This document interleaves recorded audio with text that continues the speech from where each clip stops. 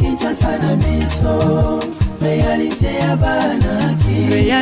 banaki réalité ya banakino.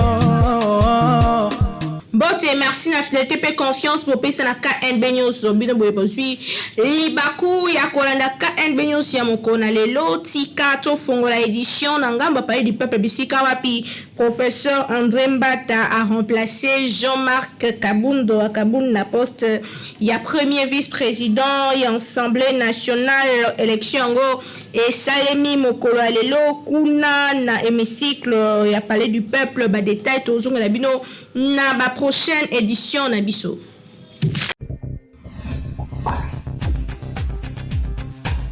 Totikali toujours n'a parlé du peuple de base sur loi électorale. Assemblée nationale a PSI 72 heures na jeu 13 pour nakoya ko répondre à ma préoccupation. Il y a des députés que plaignant sur examen. Il y a proposition de loi électorale et si là qui m'ont collé à lobby kasi jeu 13 et à 3 jours pour nako répondre à ma préoccupation. Il y a des élus nationaux na wetali bongo proposition de loi nabango bolada. Mardi 26 avril 2022, Oyonde et Joaki Souka, débat général autour de la proposition de loi électorale. Les députés, au cours de la plénière, Yango, apporté qui amendement sur suppression et essai électoral, abandon du proportionnel, il y a circonscription. Question, il y a suppléance, organisation, il y a élection présidentielle, PSL, il y a gouverneur, sénateur, mais également problématique, il y a représentativité de la femme, de personnes vivant avec handicap et de peuples autochtones, PIC Benamoukousé. Autre proposition, les Ali Bongo a instauré un code de bonne conduite, il y a envie à déterminer un comportement à adopter avant, pendant et après campagne électorale. Après débat, président de l'Assemblée nationale Christophe Mbosso Koudia a invité qui initiateur, il y a loi sur la révision électorale, s'est prononcé. Le G13 Ezalaki Bongo na porte-parole na bango député national de l'Issanga a sollicité délai à 72 heures pour apporter une réponse claire et évidente aux questions des élus enfin il faut trouver consensus autour du processus électoral. Délai moko Ezalaki accordé dans l'Assemblée nationale. Batalisa qui que 8 ans on a bango ya ko travailler pe ko ya la réponse adéquate pour na ko satisfaire na ba préoccupation et ba élus nationaux. Président Christophe Mbosso a félicité qui ba élus nationaux nyonso ba oyo ba participer qui na débat démocratique. Speaker ya chambre basse et parlement a salué également retour il y a quelques députés il y a Front commun pour le Congo na salle ya congrès pour na débat ya loi électorale. Donc balé etikali na ngam ya jeu 13 oyo ba pesi biso rendez-vous dans 3 jours. Kinshasa et l'équipe partout. 26 avril 2021, 26 avril 2022, une année jour pour jour où ta gouvernement Samalukonde à Kota na Mosala, nini salemite gouvernement ba warriors nini penza population azo kanisa pour na action ya gouvernement Samalukonde to proposer bino na élément oyo. Et c'est déjà une année où le gouvernement Samalukonde est en action. Que le 26 avril dernier, le gouvernement a dirigé le Premier ministre Jean-Michel Samalukonde baptisé le gouvernement Eba Warriors et totalisé une année à prestation. En effet, le 26 avril 2021, Assemblée nationale congolaise a Pesara Bango Aval ya recote en fonction il y a une nouvelle équipe gouvernementale au terme de la dissolution de la coalition FCC Cash. Qui n'a marqué nyonso durant une année gouvernement yango ezali bongo ya 56 ministres dont 27 femmes ezali bongo confrontées à plusieurs défis. Que panier de la ménagère ezali toujours problème, grenier social, il y a plusieurs secteurs, il y a vie nationale, état des droits, transport, santé, éducation, lutte contre bakuluna, détournement à deniers publics, réhabilitation à infrastructures routières, amélioration à dessertes en eau potable, électricité, gestion éruption, il y a volcan Niragongo, gestion à guerre, il y a Est, à travers instauration état de siège, na Nord qui vous paye Ituri, mais surtout amélioration sociale et la population conformément à un slogan à Bango, le peuple d'abord. légué na nation na Sphinx ya limité le fait Etienne Tshisekedi wa Mulumba. Boyeba que sujet amélioration ya conditions sociales ya ba Congolais aucune avancée qui constaté notamment sur énumération adéquate ya ba gens pe ba fonctionnaires à l'état oyo ba ebisi biso que très bientôt d'ici fin du mois avril oyo ba ko améliorer tozo la komona situation yango et s'améliorer pe panier de la ménagère et ezali bongo davantage kokonda nde kokonda moyen ya kolia transport pe bongo na bongo ezokoma pasi pona ba ménage congolais. Même ce que le gouvernement a négocié na ba enseignant na secteur na ya EPST enseignement primaire, secondaire et technique. Récemment oyo ya reçu enseignement supérieur et universitaire bango basala qui révision à la hausse ya ba enveloppe salariale per certaines conditions et ba vie et ba professeur à université oyo bango na ngambo na bango bazali ko souhaiter kaka concrétisation ya maloba ya gouvernement pour balemba ba promesse. Certes il faut qu'on dima certaines ba problèmes ba kutana ki na yango notamment prise en compte ya revendication ba personnel soignant pe disusu paralysie à l'activité au cours du mois de juillet 2021. Même chose dans le secteur et transport public. Wabisika ba effort ezala qui consenti pour nous maîtriser situation au sein de la société Transco, société de transport du Congo. Cependant, ebele etikali ya kosala au gouvernement Sama Lukonde a sali nanu te malgré moi amélioration ya ba salaire au tozozela pe ba promesse ko kana na ba professeur ya université makambo ebele etikali ya kosala mingi peuple zélandais alia courant ezala bien maye ezala bien pour se sentir à l'aise. Sur 100 biso to boy na biso ko pesa pourcentage au gouvernement Sama Lukonde a sali kasi il faut qu'on noter que chaque jour bazali ko sala ba effort pour que esimba alors que na RDC moi makambo ezali mingi ba secteur ya ko simba ezali tellement ebele que okoyeba te okobanda wapi okosukisa wapi ba scène ezali toujours na ba secteur nyonso ya vie total la guerre na est bisika wapi ba cercle état de siège uta mois de mai 2021. Évolution ezokoba toujours à pas de torti kastozoli qui a communiqué et cause la meilleure pour gouvernement Sama Lukonde bazali toujours déterminé ya kosala bolamu pour la République démocratique du Congo ce qui pour la bango bazotia elikia ya kosala bolamu na ngamba banaliste politique ya mboka na biso bazolo ba ki gouvernement échoué et sengeli ba remplacer à quelques mois ba élection en 2023 est-ce que cause la malamu ko remplacer gouvernement ya sika et cause la avantagé tout désavantagé pour Nabila la chef de l'État Wande Motuna en tout cas nyonso esalemi tozozela kaka suite ya malonga mikolo ezali koya po ya malonga emonani penza te koloba bosolo pe population azali toujours kolela Kinshasa et l'équipe partout. Tout malibanda ya mboka bisika puis délégation monene ya gouvernement ezwami na États-Unis d'Amérique bisika bazali kozwa par na moko ya beaucoup tani monene pona o etali bon ba investissement en République du Congo na kati ya makambo wana nde Julien Lengete o azali inspecteur général ya IGF alobaki pe asengaki ba investisseur ba ya mboka na biso ko talisa ko RDC ezali na guerre wana ezali kuna na est kasi chef de l'État congolais ezali kosala nyonso kosilisa yango pe ba progrès ezali makasi bolanda na extrait oyo to poneli bino awa.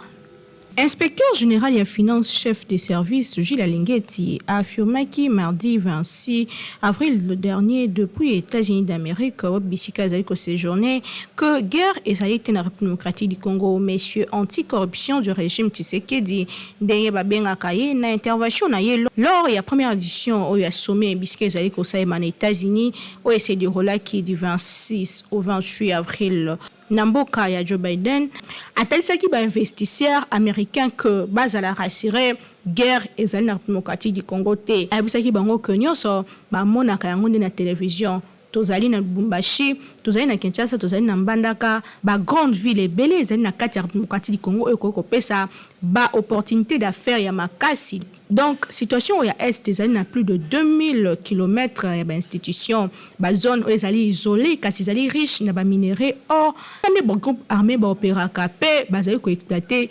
illégalement ba minéraux ndenge a déclaré ki Gilles Anengeti na kati ya maloba na ye inspecteur général ya chef arasiraki que Wutaboye ya chef de l'État Félix Antoine Tshisekedi Tshilombo na kati ya Bukondi ba pouvoir négatif nyonso bazali menacé pe bango bazali kosala ba effort pour mettre fin na situation d'insécurité. Actuellement, président de la République,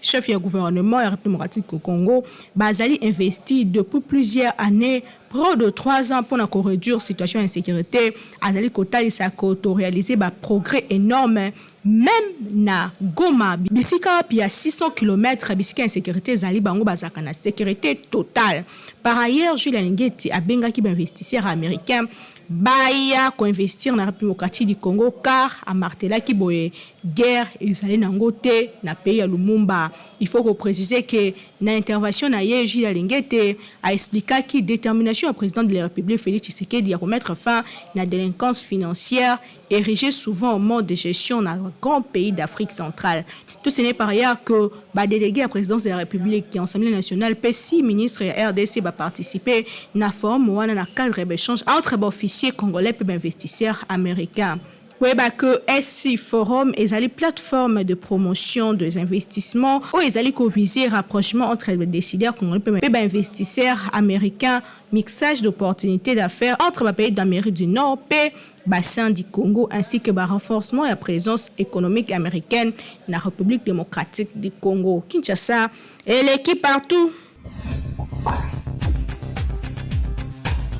Spaghetti roni pe macaroni roni ezote kama partout somba yango pour na bonne santé ya libota na yo kozala mobimba surtout que yango ezalaka nango ya koluka te mais bosana te talande logo ya Beltesco po yango ndezopesa bonne santé na libota mobimba. Bayeli susu bango banani société Beltesco toujours ndenge amesana kosunga population congolaise sikoyo ayeli bino eloko ya motuya tunanga nini ezali bongo spaghetti roni oyo bozali komona ndenge bazali ko présenter biso yango awa ezali produit moko kitoko makasi okoki kolia yango na biloko nyonso oyo olingi Thomson soso viande ya lolenge nyonso tope madesu oyo na Kinshasa tobengaka madeblo oza mobimba bana mikolo tout le monde a kozala d'accord na spaghetti oyo roni esengeli koyeba ke pâte alimentaire oyo esalemi na semoule de blé ezali na elengi pe guna ndenge ya kosakana te kasi babosani bino te baye nyonso oyo pe baza batu ya ba nostalgie balela ba macaroni Beltesco acheli bino pe lisusu macaroni roni yango pe lisusu ndenge moko gu ya ndenge ya kosakana te elamba makabaka ndenge moko mwama ya muke ya moto etoki oche yango na kati quelques minutes après ebeli bana ya classe ba papa na tongo va kende musala yo pe mama soko ngo kende marché okoki ko beta yango repas moko ya 5 minutes esangisi libota mobimba pe bozali kale na journée bokoya kolia kaka na pokwa vérifiez toujours logo ya Beltesco tango ozali kosomba po ba mwifi na Kinshasa bazali ebele po yango nde ezali ba produit ya qualité supérieure oyo Beltesco a chelibino na marché to offrir bino produit kitoko o babengi spaghetti roni ezali pâte alimentaire à la semoule de blé. Pâte alimentaire à la semoule de blé oyo ezali kaka spaghetti roni oyo esengeli ko lesama na mabota na biso maman responsable papa responsable ba étudiant ba coopérant spaghetti ezali kaka moko ezali spaghetti roni oyo ezali la qualité supérieure oyo spaghetti oyo baleka ngo partout to zali na produit mususu babingi ya kitoko makasi babingi macaroni ya Beltesco en tout cas ngala benga ngo kima kinkaka ezala habitude ya consommation na bino mikolo nyonso ya kolia macaroni roni na spaghetti roni po ezali biloko oyo ezali kotonga nzoto ezali kopesa biso nzoto makasi po toyeba ko vivre longtemps na mokili ezali cadeau signé Beltesco mwana mama yebela pona kolia biloko ya qualité il faut toujours Beltesco po yende akanga Kinshasa République démocratique du Congo mobimba uta batango ebele autre bakité Tolobi Kinshasa et l'équipe partout. Toke na ngambo Équateur bisika wapi deuxième cas ya virus Ebola kufaki lobi eleki ezali déjà na ville ya Mbandaka bisika wapi bazali ko enregistrer ba nouveau cas ya virus Ebola. Deuxième patient atteint ya virus Ebola à Koufaki mardi 26 avril 2022 na Mbandaka chef-lieu ya province Équateur quelques jours Après troisième résurgence, il y a maladie où on a parti, il y a République démocratique du Congo. Organisation mondiale de la santé, OMS, annonce qu'il deuxième cas sur compte Twitter, n'a pas précisé que Ezali Mwasimoko, il y a 25 ans, belle-sœur, il y a premier cas où Akufaki, le premier symptôme, Ezali à Paris il y a 12 jours. Plutôt, tout signaler que premier cas à Koufaki, Azalaki enregistré le samedi 23 avril, P. Ezalaki Mwana Mobile Moko, il y a 31 ans. Il faut qu'on rappelle que le République démocratique du Congo, Ezali Bongo, na 14e réapparition en Bango, il y a cas de virus Ebola sur territoire national. La dernière, Ezali daté na 8 octobre 2021, Wabisika, Ezalaki na Beni, na province ya Nord Kivu. C'est en 1974, Ndevirus Ezalaka découvert pour la première fois na Congo Kinshasa, Mboka Wabibisika expérience avérée na prise en charge ya ba maladie ya virus Ebola. Mais sous capacité ya ko contenir yango ko senga kaka na bande nyonso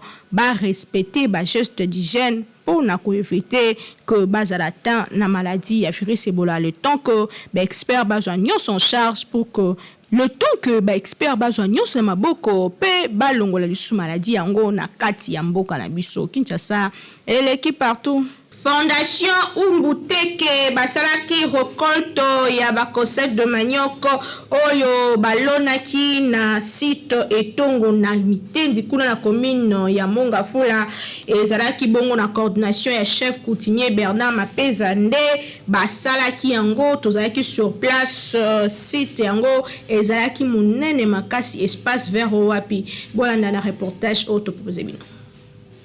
Jour de joie, jour de fête, après moment dur et à colonne n'a pu qu'entretenir et comme moment et à récolte pour la fondation Umuteke. Oyo bamimisaki bakosette de manioc samedi 23 avril na site Itongo na mitendi kuna na Mongafula. Toujours la coordination pe initiative ya chef coutumier Bernard Mapeza oyo aboya kuvanda na ndaku pona ye kosilisa nzala ekoleka kaka na komi kotisa na mosala ya kolona sans kozela lisungi ya gouvernement communauté Umuteke oyo ya kambaka babanda na bango déjà kolona na étendue ya mabele monene bozali komona kasi ezali facile te kolona na maboko surtout que espace ezali monene makasi elobaki ba agriculteur autokutaki sur place. Tozana besoin ya ba Congo ya ba don ba outil nyonso ezaki no ya agriculture tozana besoin nango ba semence puisque oko zala pe oko kata na pe neti na etandia boko kata na pe otik oza obandi musala ya boye salisa cerclage manuellement soza na mbongo te eza pasi okoka te mais soki ata mwa ba tracteur ya mikie wana ba pesi ata mibale esunga ba mama na sima bazolanda pona osala na fiska ta labo to mwa ba sebdo labo wana. Bondi Melangai, communauté oyo bazali très organisée tokutaki sur place ingénieur agricole oyo expliquer ki biso ndenge masolo ekumba melaka awa. Nga nazali tout d'abord na me se présenter nazali agronome ya kata ONG teke Umuteke ne ngai ne mutazo landela misala union stuna ba bilanga banzete ba betawanda ba moni biloko presque nyonso tozolo na jardin. En tout cas, nous avons moins de difficultés mingi. Nous avons des efforts et tant que ONG et que des liboso. Ils ont aussi maintenu tata mukunzamboka zoloba que non il faut tout ça là. Bon, il y a présent sur ONG na biso azo forcer biso pe alors moi moke moi azo pe sabiso ne yangwana vraiment tozo sala kake fort na ba mama tozo na bango ne ba bazo sala awa mais difficulté za ya trop ba matériel mingi pe tozangi yango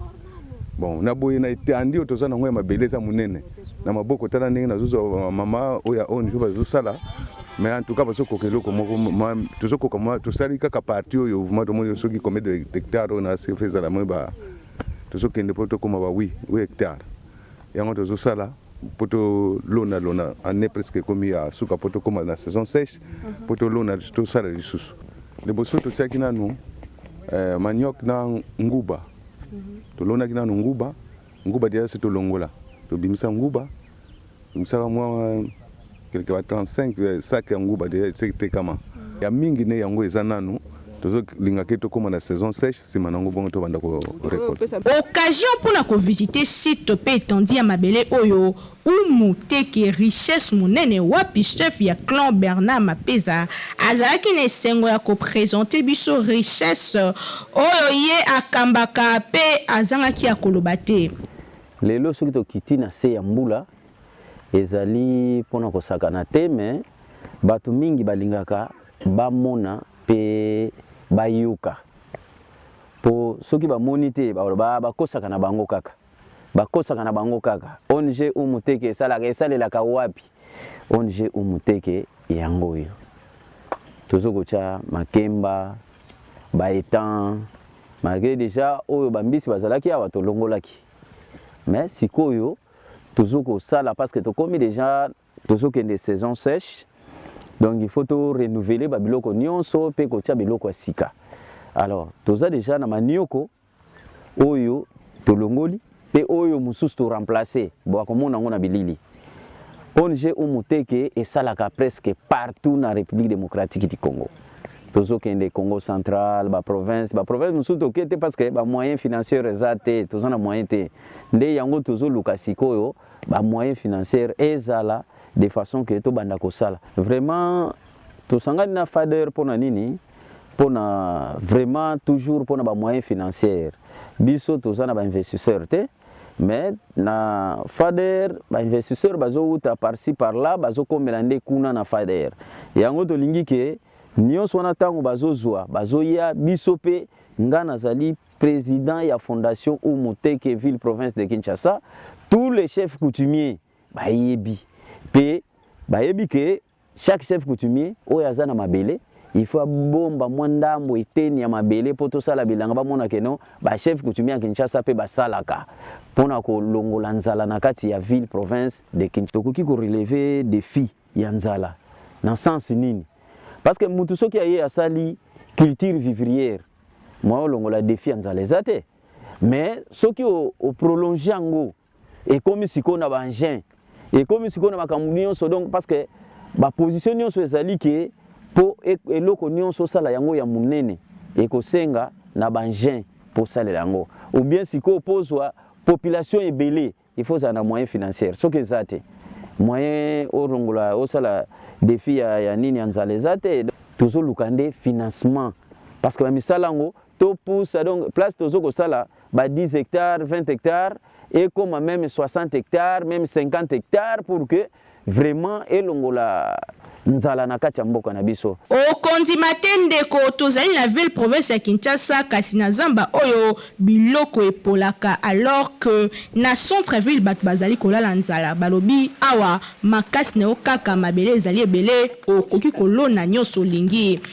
Vrai boule jeune yebela na place ya kuluna yaka kosala bilanga un temps aux Zimbongo pe olesi baninga mosusu donc double bénéfice. Kasi pona communauté umuteke tolobi kaka bravo boko bana mosala kitoko oyo po kolesa Kinshasa esimba mena maboko na bino boko ki kolesa pe République démocratique du Congo mobimba po na 80 millions de terres arables oyo tozali nango na mboka na biso to koki kolesa même Afrique soki kaka tomitie na mosala boye kitoko exemple à suivre pona basusu Kinshasa et qui partout.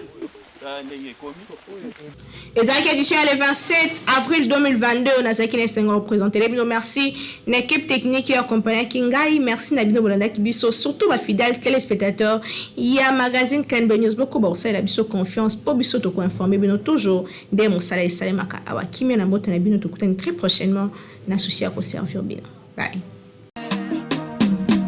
Magazine